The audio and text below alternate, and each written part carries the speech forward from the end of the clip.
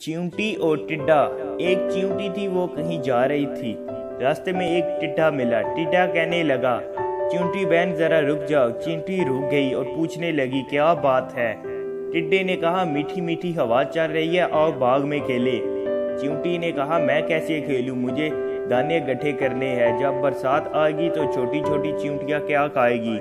मुझे घर भी ठीक करना है, बरसात के पानी से घर टूट सकता है। टिड्डे ने कहा, हम तो खेलते हैं जी। एक दिन बादल आ गए, बारिश होने लगी। टिड्डा भीगता हुआ आया, चिंटी का दरवाजा खटखटाया और कहने लगा, चिंटी बहन मुझे अपने घर में थोड़ी सी जगह दे दो, मैं बुरी तरह भीग गया हूँ। जब तक बारिश रहेगी इस वक्त तक यहाँ रहूंगा, फिर चला जाऊंगा। चिंटी बोली, भाई टिड्डे, तुमने सारा साल काम नहीं किया, तुम अपने घर नहीं बनाया, मुश्किल वक्त के लिए कुछ अनाज भी जमा नहीं किया, जाओ, मैं तुम्हारी मदद नहीं कर सकती। जो सस्ती करे इसकी सजा यही है।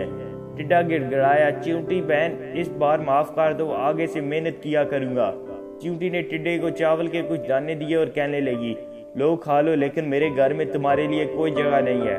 टिड्डा रोती शक्ल बनाकर चला गया। तो दोस्तों, इसीलिए कहते हैं सुस्ती और कायली नहीं करनी चाहिए।